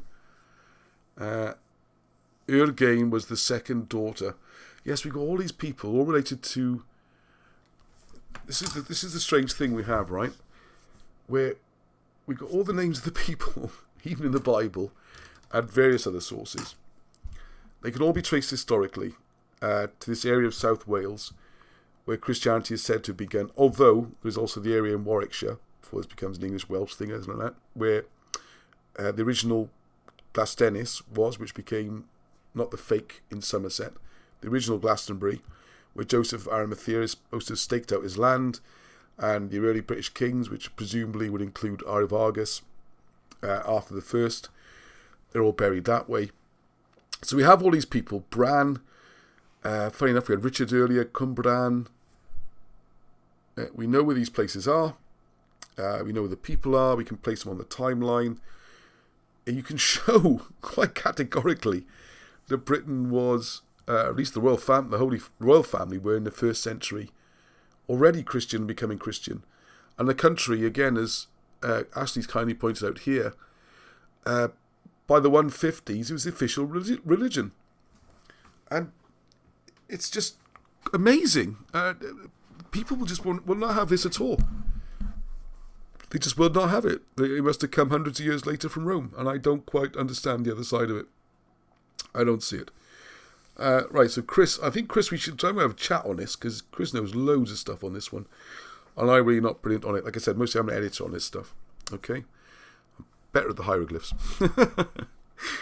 Okay, alright, so please hope you stimulate the conversations. Oh my goodness, 9:30. I said it'd be an hour tonight, already an hour and a half. This one I can't play, unfortunately, because we get towards the end on. If you want to get your violin ready. What should I play? Oh, I don't know. Can you play Calon On? I fancy to sing. The trouble is, I bluff the words, and I bluff them in Welsh, and there's loads of Welsh speakers who are going to call me on it. So I can just sing it normally, and no one knows I'm singing the wrong words. And I don't have the lyrics. Anyway, I brought this up on there because Richard Evans brought up Griff Rhys, who you might know from Stupid Furry Animals. Sorry, Super Furry Animals. Did I call them Stupid Furry Animals? That was a little slip there. Who, I have to admit, I'm not really a music snob normally, but I have a bit of a thing about, what I thought was middle-of-the-road music. And do you know, I never listened to it properly. I do something is like a bit wishy-washy, a bit Coldplay about it, that I just put me off. And then I'm digging a hole now, like all the North Walians. All the gogs who love them. Anyway, Griff Rhys, go and search for that. Griff Rhys Iolo, because the song is about Iolo Morgannwg, who's a cause close to our hearts. You know, he's the one who helped reveal Welsh history. Last time it was being destroyed. Because it does go in a loop, doesn't it? You know, if you go all the way back far enough, you see the Malmudian laws, as they're called. And I'm going to jump ahead on some of Wilson and Blackett's work, which we haven't really talked about before. And that is to say that look at him, that stupid thing on his head. Can't blame me. I'm sure I've heard him interviewed. He's very cool and funny. He wouldn't mind it. But the music's actually quite good. I'm going to give it a second chance. Well, first proper chance. So I was going to say, if you look at one of the things Wilson and Blackett have worked out, which I need to desperately get down on paper, I'll make my to-do list. Make a note of this on. Yes, okay. 2 things I want to get done. I want help. You can't really help with this one very much because you need Wilson and Blackett's notes. Although I do need typing up, so volunteers again, please. We got a massive pool. It's great. Get these things done. Is that contrary to popular belief, the Malmud Dolma, the bald guy doing the laws, Malmudian laws, was in 450 AD, not BC. 900 years has been added on to Welsh history, very similar to Egyptian chronology. And what Wilson and Blackett have worked out is that you've got these dynasties have been put one after another to form a long line, whereas in fact what was going on in sort of 5th century, Malmud realised that the Saxon influence and the invasion was taking over and that Britain would never be the same again. So he documented all the histories. So these should mostly be in parallel. So instead of this story going back 1,000 years, hang on, give myself a bit more room. So the story going back 1,000 years, it actually covers a few hundred years of things happening in parallel, which is why you've got South Wales being a repository, the storage place, the history that applies actually to often to England, particularly north of England, Elmet, Strathclyde, Cornwall. A lot of these histories are held in South Wales, so it's not just Welsh history, it just happens to be held there, because that was the last bit, the stronghold, the capital, if you like, that didn't actually ever get taken over. So he was pulling all the historical records together in the 5th century, and then you see 400 odd years later, you see 1,000, who was it then, around about 1,000, there was more Welsh historians then, desperately bringing together. We also got Griffith ap Arthur, Geoffrey of Monmouth as they call him. So Griffith ap Arthur, also another attempt to grab all the information together. Yeah, he screwed up the order sometimes and the dates and things like that because he was just trying to grab everything and record it before it's gone forever. So then he did it. And then you go to the 1500s when you got the likes of Llewellyn Sion writing down the cipher. Oop, what happened there? Oh, bugger, I hate it when that happens. You're frozen. I know I'm frozen, yes, what a nuisance. Uh-oh, hang on, put that on there. Ah, no, I was on a roll then. Oh God, where's the thing? Arnie, where is it? Where's the?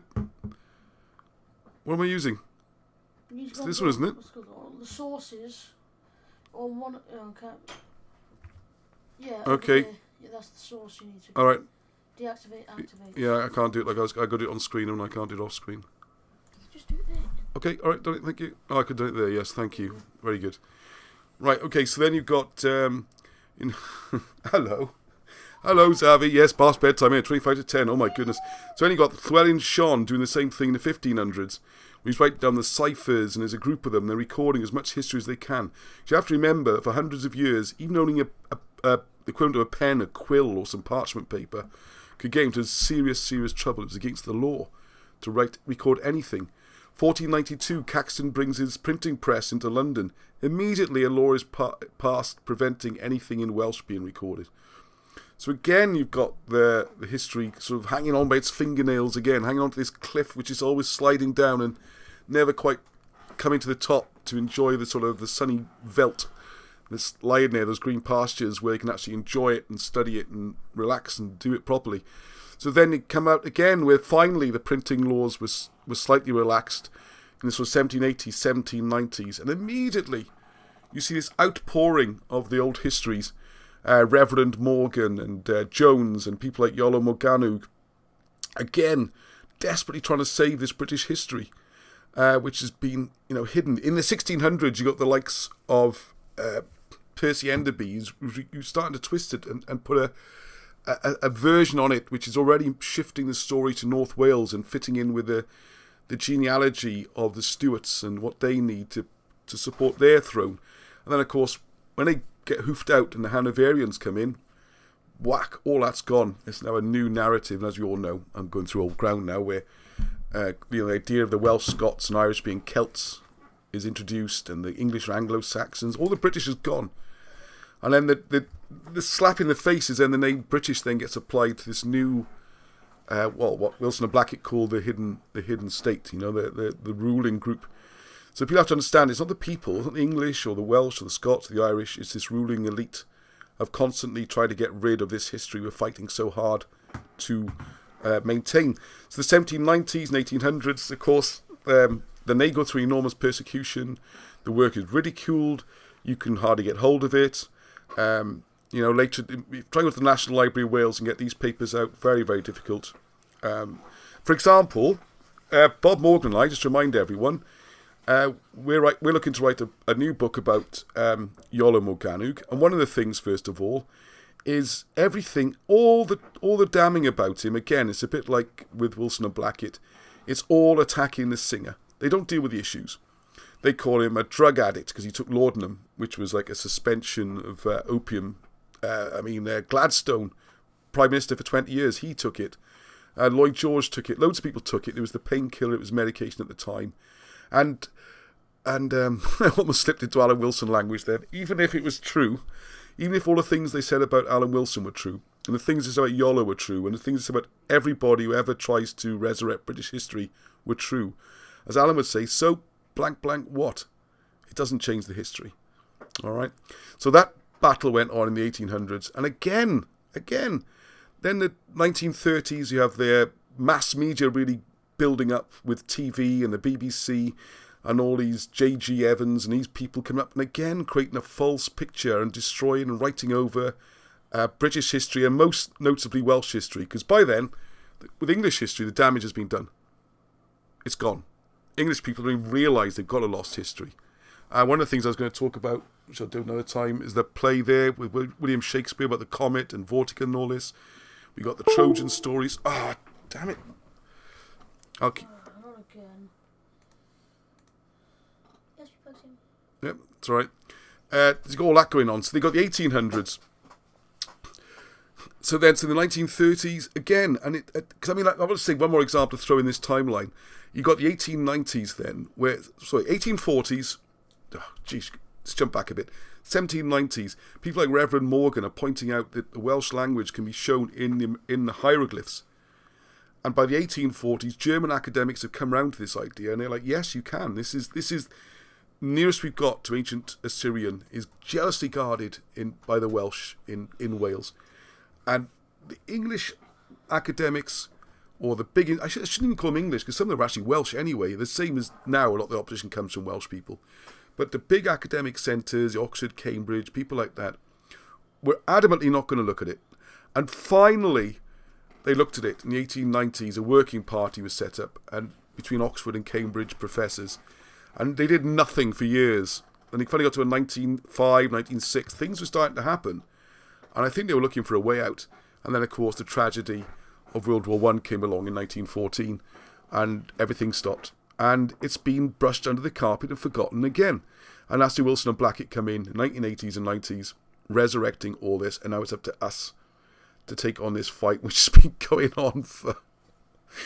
Well, the Christianity's been suppressed for 1,500 years, and the Welsh history and the English history for at least 1,000 years. And it seems every couple of hundred years, a new generation has to come along to save it and bring it back on again. So that's who we are. There you go. Now, how on earth I got to all that just from watching the picture of a bloke with a funny hat on, I have no idea. Okay, there's my rant for the week. Gwir the bird and the bead. Well, he's a stupid furry. I don't know anything about the man, but he's got a stupid furry animal on his head. All right, Britain as in Great Ross. That's lots in. All right, here's my rant for the week. And you got you got your violin ready? Got your fiddle ready? Come on, I got to get it ready. And no, it's okay, fine. Thank you very much. Thanks for everyone to watching. All the patrons. Oh, he's tired now. So next week we'll include more from the unplugged. Oh yeah, the to-do list I was going to write out. 1, I've got the notes here, and he's working out. I have to put that stuff about Malmud together and how the chronology works that way instead of that way, because that hits on all the research. That's it on everything. Anything working off genealogies and stuff has got a big issue. That's my only notes for this week. There we go. Got a great big book for notes. There you go. Thank you, Marcel. I've used for your lovely letter. I've used the back of it. Sorry about that. I haven't got any paper here. And the other one I need to get some help on. He showed off about my memory. What was the other bit I just mentioned? I'm going to need someone's help to type it up. There were only 2 things. Oh, jeez. All right, and the other one, all right? Okay. Oh, well, thank you very much, everybody. Hope you enjoyed it. Yes. What? You gonna sing? Yeah, I was going to sing. Yeah, why not? But apart from the singing. Thank you, Zavi. I'll give you an intro. Oh, hang on a second. I'm going to cheat as well. Shall I cheat or just sing my own words? Just sing it from memory. Sing it from memory? Yeah, I can't remember anyone. You might be able to. I better get the words up, wouldn't I? Do you think?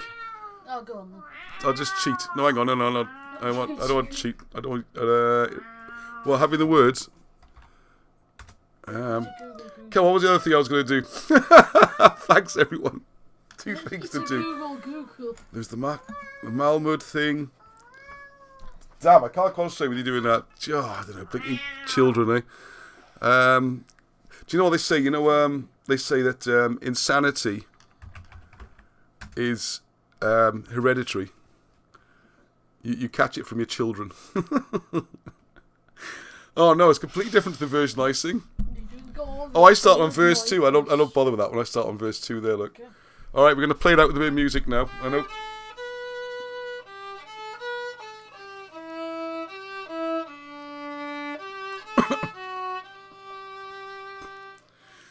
Canon lan and flounder your... Hang on, now you'll play the... yeah, there's that other tune we was used in church. Oh, that's the only one in it. That's the one we use in church. That's why I was getting mixed up, because me and the organist used to fall out over this, because I'd start singing... Okay. There's 2 of them. That's... Okay, Carolan and Llawn Dechet nawr et lili glos, dim ond calon lan yn canu dydd a chanu nos. It's a different tune, isn't it? Carolan and Llawn I'm on the chorus. I'm going to drop this. Go on, you just play the other tune anyway. What other tune? The tune you were playing. Because there's 2 very similar tunes. That's called... come on, help us out here, someone who knows music. Oh, well, there we are.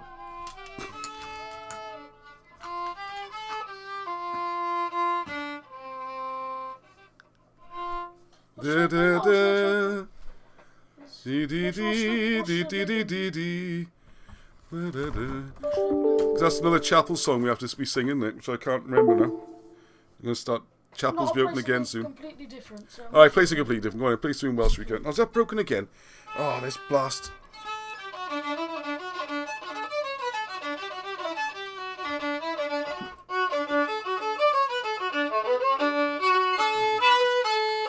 Oh, anyway, there we go. Hour and 3/4. what? I've got to get this down to an hour. It's not Zavi. That's it. Anyway, Zavi, Shall I show thank you for your... No, it's not. It's from... Ah, Well, great. that's fiddle Yeah, song. it's just I'll falling show apart, you. isn't it? You see 2 brothers having an argument now. Head 80s. It's not very entertaining. Yeah, Zavi's got a mullet haircut. I did it, so I can't complain, can I? Alright, thank you very much, everyone, lovely people. Do move that thing under your desk, Ross. Well, the thing under my desk is the computer. That's the problem. I got nowhere else to sit without my knee occasionally hitting the USB ports. Dyma cariad. Cariadad. Thanks, Aunt. Very good. That bit was from your song. The last bit. Hey, want me to show you the music? Does anyone miss having children? Do you want me to show you the music? I bet there's people out there who miss having children, listening to them bickering in the background. Yeah? No? It's the one I played for Do you not think? Oh, that reminds me. Remember we used to have little children arguing with each other? There we go. Oh, they're off. They're gone. They're gone. Just left me to it. Rod of steel. As I always say, one word from me and they do whatever they like. Yeah. What can you do, eh? Right, well, thank you very much. No star, Paul. Oh, hang on, we got Leon now, the last one in the crew. Feeling a bit left out, are you, Lily? Okay, alright, well, I'm sorry we're all a bit chaotic. Okay, right, thank you very much, everyone. I'm gonna turn the... Can you say goodnight? No star? No star. No star, and Heather. Zavi, we'll see you. Hello. He did play the wrong piece. Yeah, I know he played the wrong piece. We've been on holidays this week. Unrehearsed. Right, I'll turn the camera off now. Hello. Good night, Gary. Good night, David. No star, Nigel, star. Mark. Oh, Mark Austin's on. Excellent. Mark's a good helper. Alan, oh, loads of people. Ivian. Yeah, no star, Kate. Diolch yn fawr. Come on, you should be in bed. It's 9:45. I'm doing an Irish jig. I'm dancing. I don't know why we got Irish music on here. It's supposed to be British history, isn't it? Right, till the next time. I'm going to turn it off now. Right then. Oh, shush. I'm going to do the Heather thing now. No stop. You can do it. Go on in. Do this? Yeah, go on. Turn it off. Put your hand in it. Go on. You can't reach. Nicely done. Alright, thank you.